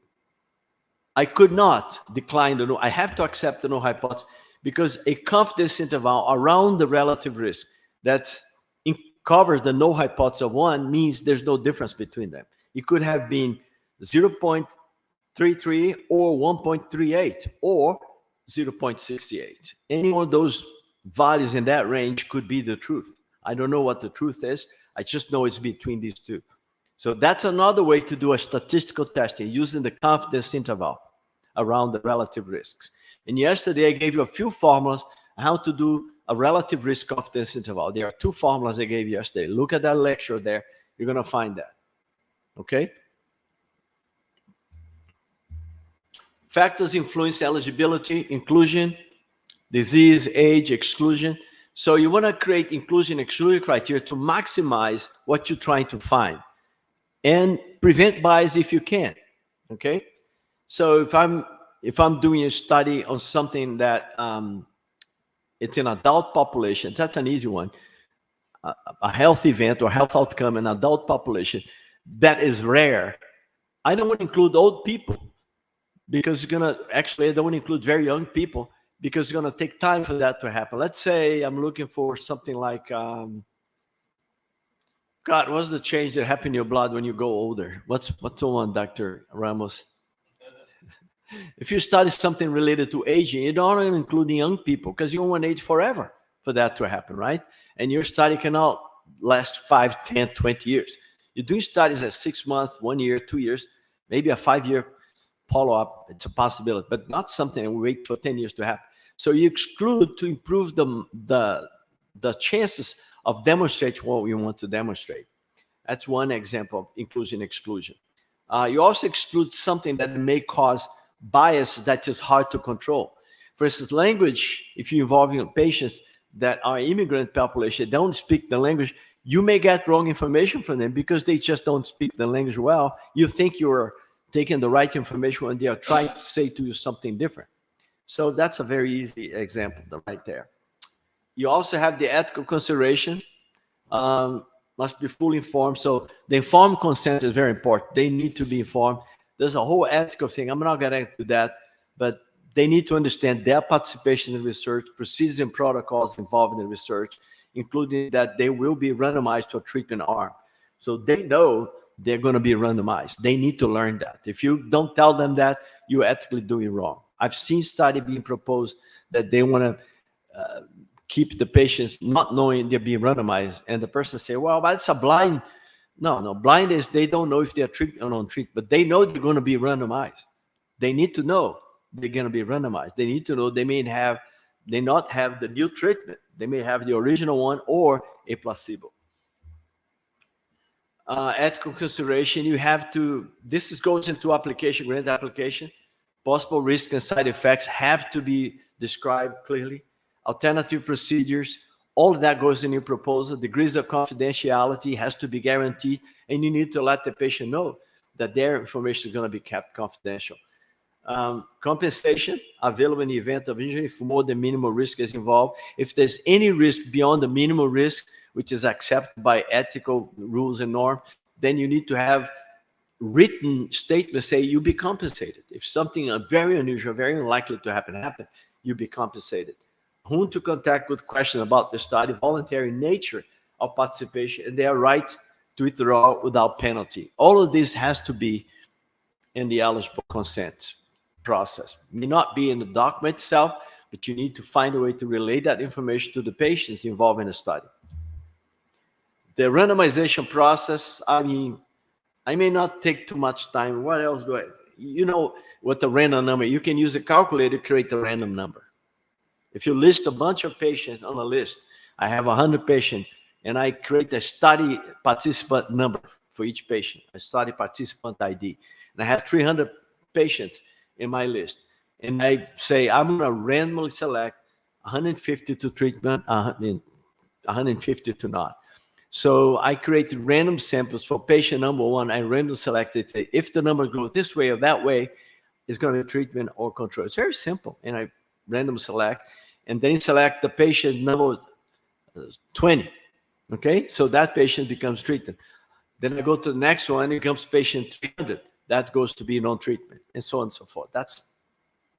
And you can set up in a more organized fashion. You can set up an algorithm in Excel to actually do this randomization. So I'm not going to spend a lot of time on that. Randomization applies to individuals randomized, not the groups actually receiving treatment or placebo. That's another trial I'm going to show it to you in 40 minutes from now. It's called cluster randomized trial. Here, the individual is the unit of randomization. Okay? Is the patient. Yes or no for treatment. Vote treatment, vote control. Randomly selected to be treatment or control. Study participants are assigned to treatment based on the next number in a random sequence, like I said. For small studies, this method may result in fairly large difference in group size or composition just by chance. So you don't want to do small numbers randomization. And that way, it's better to do a matching. You're going to match individuals based on some characteristics you know is going to confound. The main reason you're doing randomization in a trial is to prevent confounding. I gave you a lecture at the earlier part of this study, which I only mentioned. I did not show to you. I did not lecture on that. Read that lecture. It's about errors. I mentioned yesterday that lecture. I gave it to you. And you understand what confounding is. So the randomization is to prevent mostly confounding. It does a good job in prevent selection bias, but it's really mostly about confounding. Okay? Because if I have a classroom with 70 chairs, and I random, a typical classroom here, and I randomly sample, okay? I randomly sample from that classroom students to take a test, the same information test, one way or a different way. I modify the test. Say, I randomly sample one from one group, another one from group. Likely, because they are randomly selected, I'm going to end up with the same number of men and women in the two groups. If there's only 30 out of 70 students are women, I'm going to end up with 15 in this group, 15 in this group. Therefore, if I find a difference in the test, it's because of the testing itself, not because of the gender, not because of their sex. You with me? Because they are about the same in two groups. So randomization allows to expect a complete control of confounding. But for a small study, it may not work too well, and more importantly, you may end up with larger difference because you're looking for the next random number. And sometimes the random number doesn't come the way you want. You have to go to the next. You end up with more treatment than controls, perhaps. And that's not good because there's something else called balanced design. For the t-test to work well, the z-test to work well, you need balanced design. You need to have more or less the same number of treatment in group and control. Okay? So, not going to get to that. Study that. Randomization sequence, random Bermuda blocks mentioned. It's worth mentioning. Sometimes you want to do by grouping. Groups or blocks of study participants are assembled. Half of the participants in each block are assigned to treatment group, and the other half of the block are assigned to placebo group, with the order of assignment within the block being determined by chance. So you're going to block them by gender, perhaps by sex, whatever. Okay? Because you have a reason to believe sex may have an effect. There's a cancer you're studying, and hormone affect cancer. And you have men and women in study. So you want to block them, and you want to randomly select the block. One block goes to this, another goes to that. The 4 blocks for women, 6 blocks for men, because there's more men in the study, or reverse. And then you select them equally in 2 blocks. So that's an important method. Or randomly permuted block. That's another way. Read it. Just remember, you need to randomize your groups, treatment and non-treatment. So randomly selected, you end up with everything in the 2 groups to be identical, except the treatment. If you do the randomization right, using any method randomization, I don't want to force you, because sometimes the simplest method is the most laborious one, but that's an easier one to do. Is take a list of patients and randomize them. Okay? Simply like that. Or you can even do old style, like 150 years ago, first randomized trial, 70, 80 years ago. There was no calculator. So they'll put all the numbers, 300 numbers, study numbers, into a basket, shuffle, and pull. Treatment, control, treatment. Because you can do that simple as that. I'm not exaggerating. You're going to do a good job. Trust me. But at this point, maybe you're going to say it later, but at this point, it's important to say, if you're testing 2 drugs, one better than the other, apart from randomization, you have to have the blindness, the single, double, and triple blindness in terms of analyzing the result, don't you? Dr. Ramos is making again the point of blinding. Okay? Blinding. I assume we already covered that. Some studies don't enable blindness, for instance. Yeah. Blindness does not affect confounding, Luis. Blinding affects selection bias, or information bias, or misclassification bias. And that is why we have blind. I'm assuming here is the ideal setting, like I said, a control experiment You have blinding, okay? Blinding patients and blinding the physicians involved. Blind the decision. In the statistician, well, you can blind everybody. You use another one that's like to control each other. I mean, the participants are blind.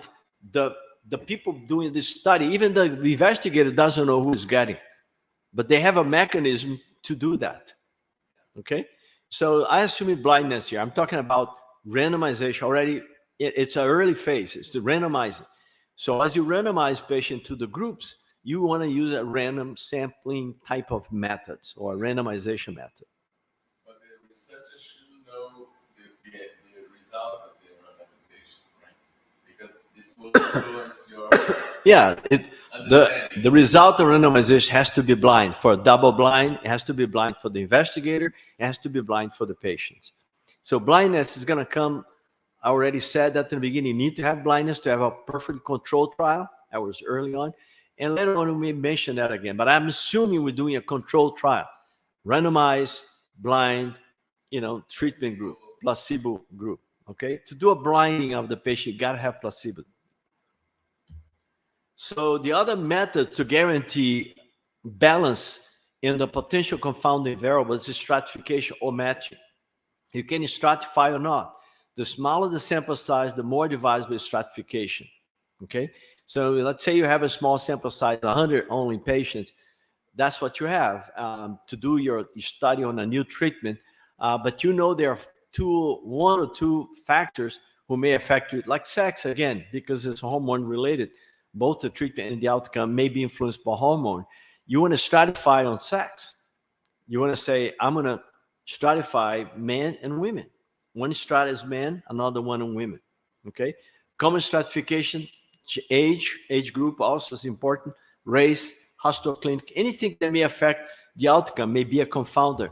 You can stratify and randomly sample within the strata.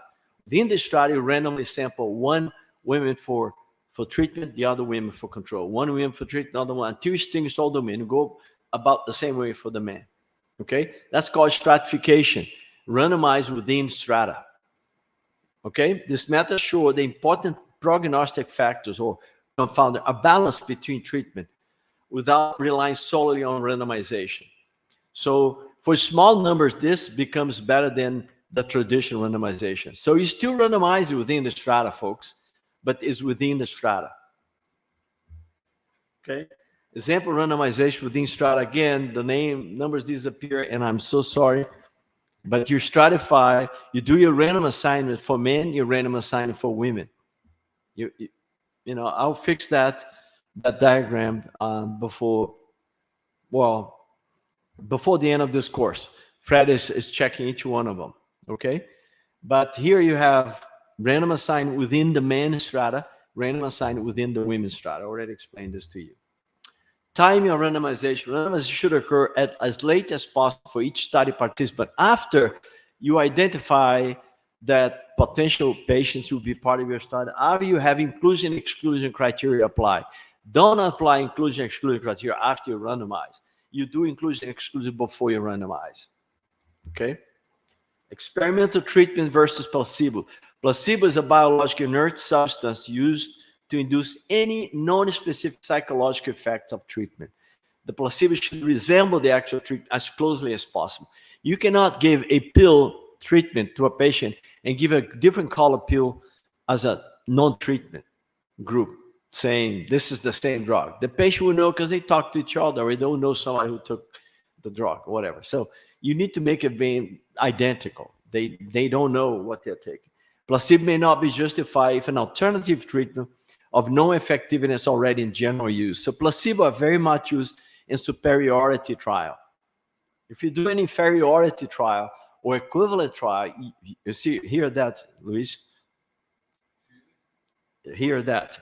If you do an inferiority or a equivalent trial, usually you don't need or you don't use placebo because it's unethical.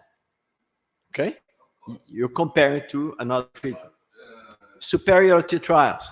You use placebo. It's your ideal control experiment for superiority hypothesis testing.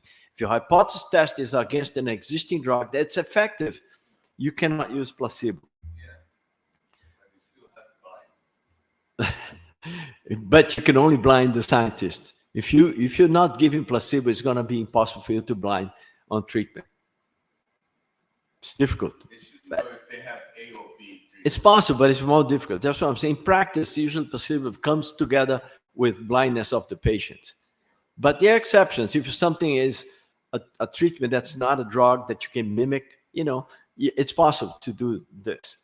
Factors to consider while collecting outcome data. Study participant clinician stats should be blinded to reduce the likelihood of information bias. So when you do randomization, you're looking for selection bias and confounding. Read the lecture yesterday. When you're doing blindness, you're actually trying to prevent information bias. By people collecting that data, knowing that this person's in a treatment group, the other one is not, they may be tempted to influence the results, to actually be more, sometimes they don't influence on purpose, it's just unconsciously, they are more attentive to what's happening to the treatment group. And they may make every note possible, whereas the other one is not. Let's say you're dealing with something that's not a chemical that only testing every now and then would detect, but you're doing for some change, psychological change on the patient, measured by a physician. If that physician is not blind, you'll be more careful with the treatment group, expecting to see a change. You note everything. You're not going to be as aggressive in pursuing the notes in non-treatment group. He doesn't expect change. It's unconscious. You see what I'm talking about? So blindness is very important for that. It's information bias or misclassification bias. You're classifying people as somebody who has an outcome when they're not. Okay? Blinding is not inherent to a randomized trial, but should be used whenever possible. Success of blind can be evaluated at the end of the study by asking study participants for their best guess about what treatment they have. Do you think you are in the treatment group or non-treatment? If that simple question, 50% of the patients say treatment, then you know you've done the job right. But if you have 60 or 30% say yes or no, you know you've done the job wrong, because there's more closer to the treatment proportions, okay? There's single-blinded, double-blind, triple-blinded, patient, interventionist, and data analyst. So everybody's blinded. But usually in the past, we call single, double-blinded. Double meaning the whole investigative team. Here, just making a difference between the doctors doing the collection of the data, but they're not part of your team. They're just being funded by the grant, but they're not really part of the team, but they should. So if you are part of your team, you just have single and double-blinded. Blinded means the whole investigative team is blind. But here, them in this lecture, I'm making a little difference because people sometimes consider the people in the field collecting data on your patient not part of your team. And they say single-blinded patients, double-blind patient, and the investigators, the administrator. But the people collect the data is not part of my team. I don't even care about them. Yes, you do. If they're part of your team, you call triple-blinded, okay? Measurement issues, reason for collecting. I'm going to skip that because I want to get to a little bit more of this lecture before we finish. I want you to read it. Let's go to analysis. In measurement issues, you have to define subgroups. Intermediate endpoints may provide information. So you need to define your endpoint very well. It's a term that I want you to remember. Endpoint is your expected value for your outcome, your health outcome. What's your endpoint? Endpoints for clinical trials usually are biological endpoints, a chemical change, a heartbeat change, arrhythmia, whatever, some chemical or biological or clinical change in your body. That's your endpoint. That's your outcome of interest. Analysis, usually in a clinical trials, you end up with three major types of analysis, okay? Risk-related analysis is a big one, divided into relative risk, absolute risk reduction, or relative risk reduction. And then you have the numbers needed to treat. You need to estimate. But to get the number needed to treat, you need to find what is the absolute risk reduction. Okay? So you already learned how the relative risk or risk ratio is calculated. It's the risk of the outcome in the treatment group divided by the risk in the outcome in non-treatment or control group. That's your risk ratio or relative risk. Once you estimate that, you can use some of that information to come up with this here, absolute risk reduction, which is this risk in the treatment minus the risk in the control multiplied by 100. Okay, that's your risk reduction. or absolute risk reduction. Well, this absolute risk reduction, if you take 1 over that quantity, that's your number needed to treat, meaning how many people I need to treat to see a beneficial effect. That's a very powerful number. And NIH demands that you have an expectation about that before you do your study. Okay, so number to treat, needed to treat, is the number of patients you need to treat to prevent one additional bad outcome. This is a very useful measure to understand the total value of an intervention. NTT specifies the treatment duration and the adverse outcome being prevented or treated. If a trial, intervention, or treatment reduces an outcome from 10 to 5%, what is the N needed to treat? How do you calculate number needed to treat? I already told you. 1 divided by the absolute risk reduction. So if a drug reduces the risk of a bad outcome from 50 to 40%, your absolute risk reduction is going to be 10%, 0.1. Therefore, the number needed to treat is 1 over ARR. That's 10. You need 10 patients in order to have a beneficial effect for the next group of patients. So for every 10 patients, you show benefit for 1 of them. 1 out of 10. Okay? 10 patients. NNTs or NTTs are always rounded up to the nearest whole number and accompanied by, as a standard, by the 95. You need to calculate the 95% confidence interval. I don't want to show it to you here. I'll send it to you. Add that the confidence interval for NTT, which I forgot to put over here, the formula. So explanation of NTT in practice. I create this table of a few examples. You have the risk in the treatment group, the risk in the control group, and the NTT calculated. If you're dealing with a perfect treatment, previously untreated condition with no placebo effect involved, okay, you have 0 cases here, and RC is 1. That means risk is 1, meaning so you have an NTT of 1. Very effective treatment was large improvement over control. So your risk group, your treatment group, got a risk of 0.1, whereas the control group has a risk of 0.9. So your NTT is 1.25, and so on. So I'm giving you an example. Let's say apparently very effective treatment, but with little real improvement over control. See, very real effective treatment, but very little treatment over control. Let me see a good example here. Effective treatment, but little improvement over control. Treatment is very effective, but worse than control. Very effective with large improvement over control. So 125 is perfect. It's like, wonderful effect, 2.5. The smaller the NTT or NNT, numbers needed to treat, the number treated as needed, whatever. The smallest it is, the better, okay, is the treatment effect. So the larger, the worse. But there are some crazy numbers like -10, which is for very rare, very effective, but worse than control. So it's like an inferiority type of trial, right? There is an effective treatment, but it's worse than a control. So that's different. Hypothetical study, treatment of acute hemorrhage from esophageal viruses. The risk of death in the ligation group, that's the treatment effect, was 28%, or 0.28. The sclerotherapy group, so they actually compare it to standard treatment versus another treatment, was 44%. So the risk of death in the new treatments, 28%, and so-called standard treatment sclerotherapy group was 44%. This means the absolute difference in risk is 0.16 or 16%. This means the relative risk reduction is this value here, which is the difference divided by the baseline, which is 0.44. That's the comparison group. That's 36% relative reduction. And the number needed to treat is 6.25 patients. Pretty good territory. It's below 10. Okay? That means it's an effective, and I need about 6.25 patients under this treatment to start have a real beneficial effect. Hypothetical study, treatment of acute hemorrhage, and that's the numbers I gave it to you. Okay? Where's the publication for that? It's here. Okay, Perspective Clinical Research. So that's your finalized table of the values.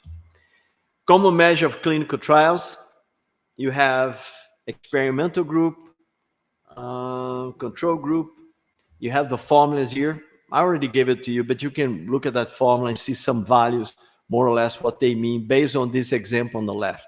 The example on the left is experimental and control groups. You have 15, 100, 135, 150. You have some basic measure, 10% on the EEE, CER, it's about 0.4. So with that, you can calculate these numbers on the right, and you can do the comparison. I'm not going to spend time because we are running out of time. What time is it, Luis? About 1 hour? Yeah, I think 40 minutes to 12. 40 minutes? Is it 11:20? Okay, so I want you to read those examples. You already know how to calculate the main measures. We're going to stop so that we already gave it to you some hypothesis tests. You can study this part. These are examples: analysis, proportion reduction, standard deviation, effect size. This is another way to measure the effect. You create a standardized value. It's called Cook's distance. And then you can, with that, do a hypothesis testing, calculate sample size. I already gave it to you early on. So I want you to read this last part of the lecture. We're going to take a 5 minutes break and come back. And for 40 minutes, we're going to cover the cluster randomized trials, which is a variation of the clinical trials. Hang in there, folks. 5 minutes, okay? It's a short break.